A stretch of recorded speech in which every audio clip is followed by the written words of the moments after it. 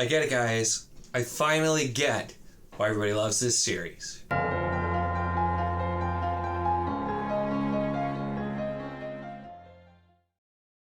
Hello and welcome to my channel. In this video, I will be talking about Jade Legacy, the third and final book in the Greenbone Saga by Fonda, and I'll be talking about this book as well as kind of the trilogy as a whole. And I wanted to start this off by saying I was pretty lukewarm on this series for the first two books. The first book I thought was pretty solid. It wasn't quite what I was expecting, but I thought it was decent. The second book I liked more, actually, which I hear not everybody does, but I kind of started digging in a little bit deeper into the plots, and it was, still compelling enough, although I wasn't super invested. And all of that changed with the final book, Jade Legacy. I have rarely seen a series where the finale elevates it this much, and I feel like it not only just elevates it and shows exactly what the first two books were doing and why they were the way that they were, but it was just also in its own right a fantastic book. This is a pretty decently sized book. It's over 700 pages in this hardcover. Pretty good size. I flew through this. I was extremely invested, and I'm very glad that this is how I ended up feeling about the end. So let's talk really quick a little bit about the series in general. So the Greenbone Saga starts out on Kikon, which is a small island where native inhabitants have the ability to use Jade, and Jade essentially it's like the magic system, but it's presented more as a science. It's bioenergetic Jade. They're able to use the Jade only specifically its mined on the island that gives them certain powers, can make them better warriors, and do different kinds of things like being stronger, faster, healing, killing, that kind of thing. There's a lot to it.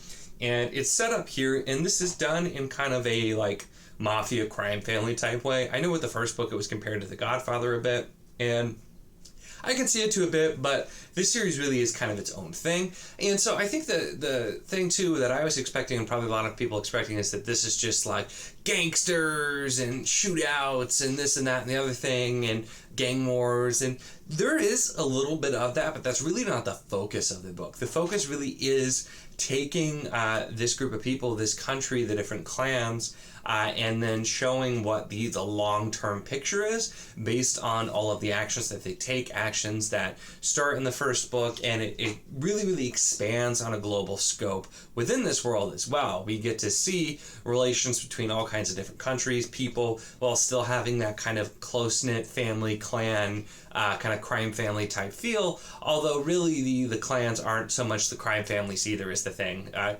Well, for the most part, maybe. But that's kind of where we set up. In the first book, Jade City, we really are kind of just setting up the premise, explaining a bit about how Jade works, the clans, about Kikon, giving us this kind of base and setting some things in motion. So for that book, I felt like it was interesting enough, but I didn't really engage with the characters a whole lot, and it just like it felt like that part was a little bit flat for me because we had not really gotten in super far. And then book two is where we start moving forward with the bigger types of plots, but a lot of them are slow moving for a reason, but we really start to develop the characters more. So I was definitely a lot more engaged with the characters, specifically in the series. Hilo goes through quite the transformation with his character development as well, but all the characters here for the most part I thought worked really well, and then that kind of sets up the big picture, what's going to be happening, and then book three just runs with it, and it fulfills all of the promises that both the first two books make. It's very intentional with the way that things were done, the way some things were set up. Everything is done for a reason, and then we just get to run. Book three, we already know the world. We know the global stage as well as the closer to home stage. Here, we know what Jade does. We know the attitudes of the clans. We know all of these things, and now we can just go and really see what's going to happen in the long term. Jade Legacy does do quite a bit of time jumping. A lot of time passes in this last book as we start to see the long-term effects, and also how the characters change as they age and their situation changes. And I think that is just, it's handled beautifully here. Continues to just show how things differ. Even some smaller characters who I didn't really care that much about even ended up actually getting some pretty satisfying ends as well, and just really being wrapped up nicely. There's still, of course, more stories that could be told here, but as far as this saga, you get a very definitive and just a very satisfying ending. I absolutely love this. After finishing it, I was so happy about it. I was buzzing about it in Discord for a long time and got going from there, and it just really, really worked for me super well. And I was not expecting this. This was easily a 5 stars. This is one of those 5 stars not enough types of read for me, and I definitely recommend checking out this series, even if, like me, you're a little bit slow to get into it. I think I had, like, the books were, I think, went 3, 4, 5, honestly, with the ratings. The first book I thought was fine, but not great. And the second book I thought was pretty good. It was better. I gave that the 4. And then we get to Jade Legacy, where it just knocks it out of the park in a very, very impressive way. So definitely recommend checking this out if you have not. Jade Legacy just wraps up everything so well, continues, and really goes further than a lot of books do with the kind of the time jumps. And I know a time jump can be one of those things where it's iffy on how that's going to work in a given story. I think it worked exceptionally well in this one, and I think it really just was able to show you the long term and what this was about. It is titled Jade Legacy, and it really is more so not just about even the characters or the events of the book, but everything that they've done and what legacy that's going to have, and then allowing you to look forward even further and see where things might end up with the next generation and the one after that and how things are going to change. So I'm going to talk some spoilers, of course, with this because there's a ton I could talk about here. And so I'm going to have some timestamps where you can skip past the spoiler section here if you do not want spoilers, but there's definitely some things that I want to talk about with this. So you have been warned. You can skip past where I'll kind of summarize and just go over my final thoughts toward the end of the video. But let's talk some spoilers. So I mentioned that Hilo, I think, was the character that had the most transformative character development. And I was really, really impressed because Hilo was not a character that I particularly was invested in. He was just kind of the young hothead. But seeing him and his role being pushed into leadership of the No Peak clan and how he's kind of trying to deal with that and how he's trying to do things the way he feels his older brother Lan would have done, but also knowing that he has to go his own way. And especially with Lan, seemed like the more sympathetic character, but also just felt a little flat for me in the first book. Him being killed off, I'm like, oh, okay, that should make it interesting for what's going to happen, but I wasn't super invested with it. And then book 2 is where I really started to feel more invested with the characters, and book 3 really continues that on. And so Hilo's journey, I did find it just extremely satisfying and looking at him as well. Jade took me a bit as well. Once again, none of the characters I was really feeling all that much. I liked Andon in the first book, I suppose, but seeing kind of all of them grow up, especially with Andon going a completely different path, but still being very important. And the interesting thing, he completely goes his own way. He becomes a doctor, and yet he's still very involved in the clan. And after a while, he just really doesn't even question it. And it kind of reaffirms that idea that, these are the things that need to happen, and the clan always comes first. And it's ideas like that are put in where, although we see No Peak is kind of like the good guys, is they do lots of bad stuff too, and we see that, and we're looking at the Mountain as like the bigger villains, but No Peak's involved in some shady stuff as well. But it's also just kind of seeing those things. I still remember the scene where Hilo's explaining to Nico, which, yeah, fun fact, there's the character named Nico, which it was just funny reading the entire time. But explaining to him, like, why he had to murder his mother. That was a weird scene, but it worked really, really well. And seeing all these characters just grow into themselves. And different plots like the bombing of the KJA building, where Aitmata almost dies and Hilo and others almost die, and the way that happened as well, I knew it was coming, and it's written so that you do, but it's just feeling the tension and the way some of those moments with, and saving Aitmata as well.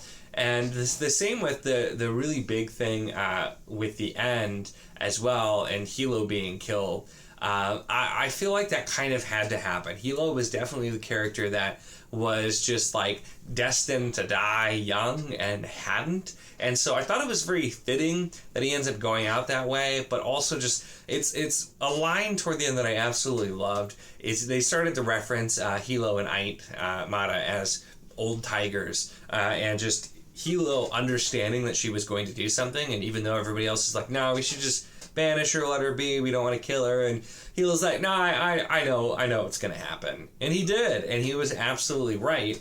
But more so even than just Hilo is the third book starts to focus once again on the younger people, which I really thought was very, very interesting, where the plot with Niko, where he goes off to become a mercenary and leaves and kind of goes his own way, reminiscent to some of the younger characters go through similar struggles that we saw the older characters go through, which that feeling of, you know, the people who are parents now and they're realizing, you know, everything that they did and trying to help things be better, but also realizing they have to let the younger characters do what they want to do. But also I really enjoyed the bits too, looking at and I can't remember his name, but the horn for a lot of book 3, where he starts working together with the mountain more, and it's kind of doing things a new way where they're all working together, and even though the leadership is still just like at each other and wants to kill each other, most of the other people have really stopped feeling the enmity. And it's addressed later, saying that, you know, when it's talked about having a lasting peace with the new pillar, it's that, you know, most of the younger Greenbones at this point, they didn't know the Clash. Like, you know, they were born after the whole war and everything, and they've just seen these people as other Greenbones that they work together with.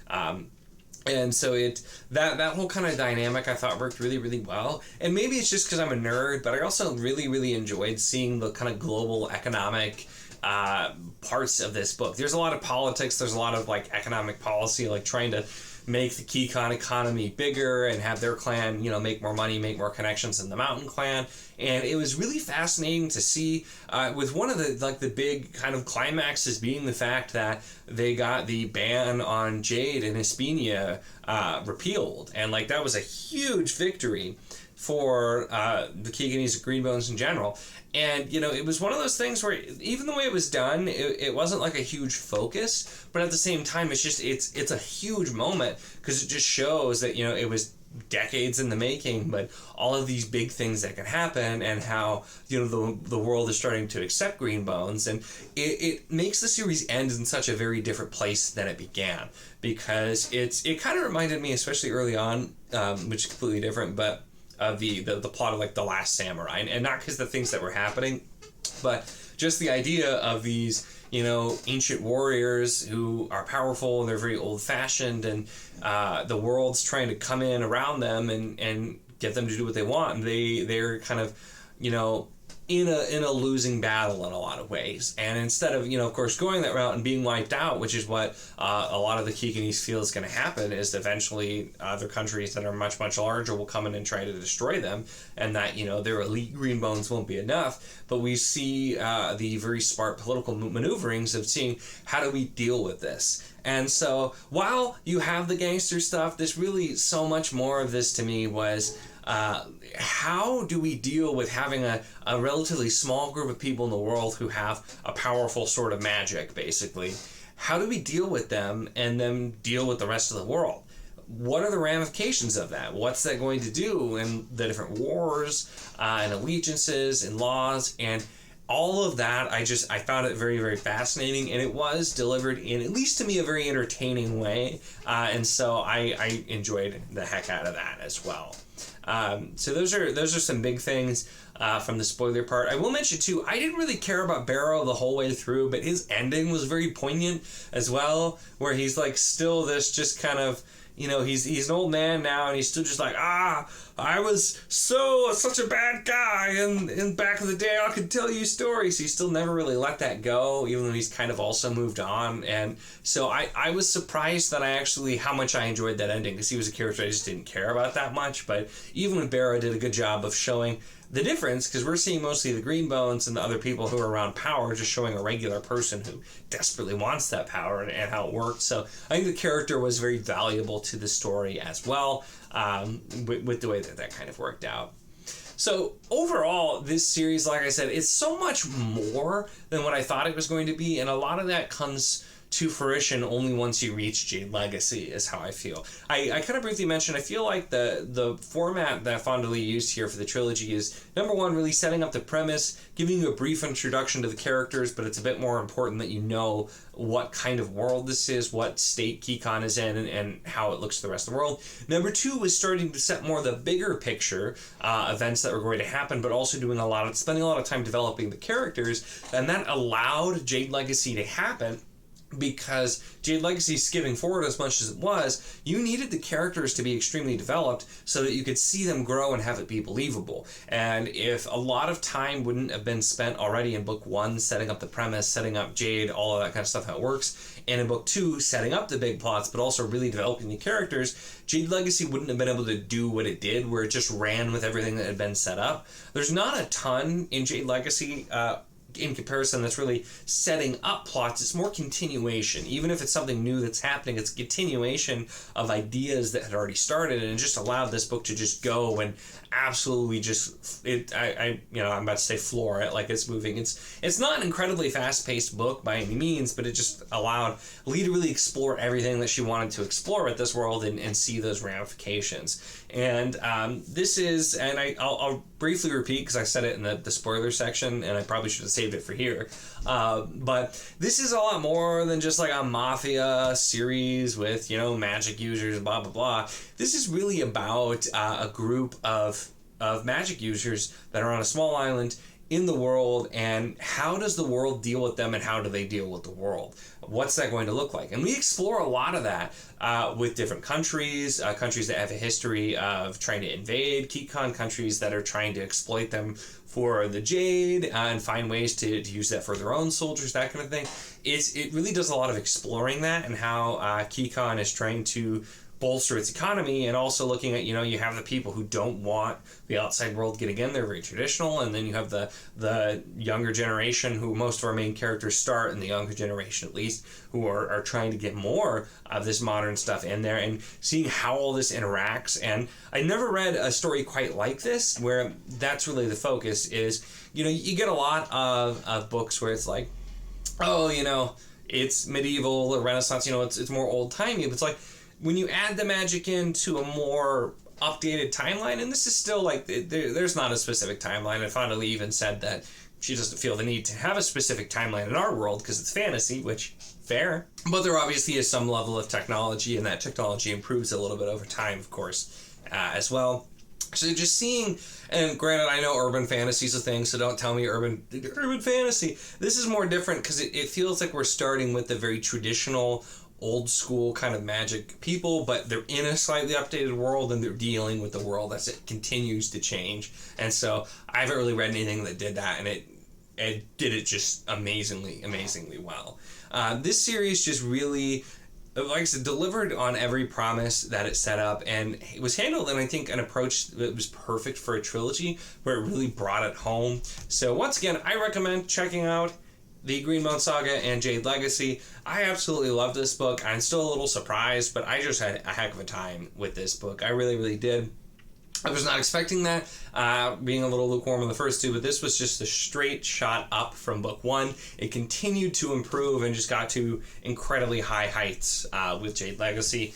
So those are really my thoughts, though, on Jade Legacy. Let me know in the comments if you've read this one or if you're planning to read it. I know a lot of people have read it because people wanted me to read this series for quite some time. So I finally have finished it now, and I do get it now. So I'm happy to say that. But love to hear your thoughts in the comments. Check the link in the description, as always, for the Wizardly Do It Discord if you want to chat books, whether this book, other books, any books, really anything at all. It is a lot of fun, and we'd love to have you. And, of course, if you enjoy my content, make sure to subscribe.